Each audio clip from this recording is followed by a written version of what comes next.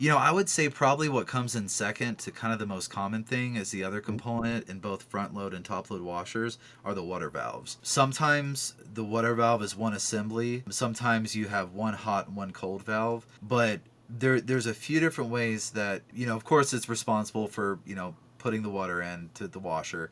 And typically, one of the symptoms of a bad water valve would be if the unit's just not filling fast enough. Some of the newer high efficient units fill pretty slow, but especially if you live kind of off the grid, if you're on well water, if you're in an area with excessively hard water, you for sure will get a clog, over the course of 1 to a few years. So if you notice that your washer's not filling up, it's not completing cycles. Another one similar would be that it runs through the whole cycle, but then it shuts off near the end, because at the end of a cycle, it always does a rinse, and a rinse only uses cold water. So if you're doing a warm wash, it's using both valves, it's able to keep up.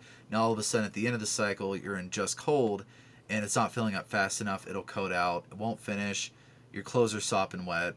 You may think it's a drain pump, could be the valve. Fortunately, most of the time it's an easy fix just by removing the hoses and cleaning out the screen. Most water valves will have a metal screen plus a plastic screen. So your owner's manual may have it in there about cleaning the screens. If not, just about any YouTube video on even a similar washer to what you have will have it in there. But you just kind of get a little plier, a little hook or something to pull the plastic screen out, pull the metal screen out, clean it, and a lot of times you're good to go. The other symptom of a water valve is if you notice water just kind of constantly leaking out from under the washer, even when you're not using it. The water valve inside the washer, those seals can start to go bad, and so it'll just kind of be a constant drip that's coming down, it's going on the floor, and then it's coming towards the machine.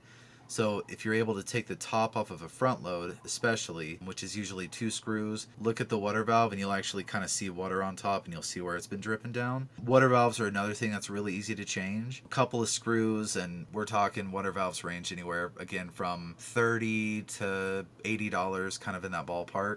Right, yeah. And so those main symptoms are generally maybe a slow filling or not being able to complete the cycle, or even, as you're saying, yeah, on the rinse cycle where it's really slow to fill, if at all.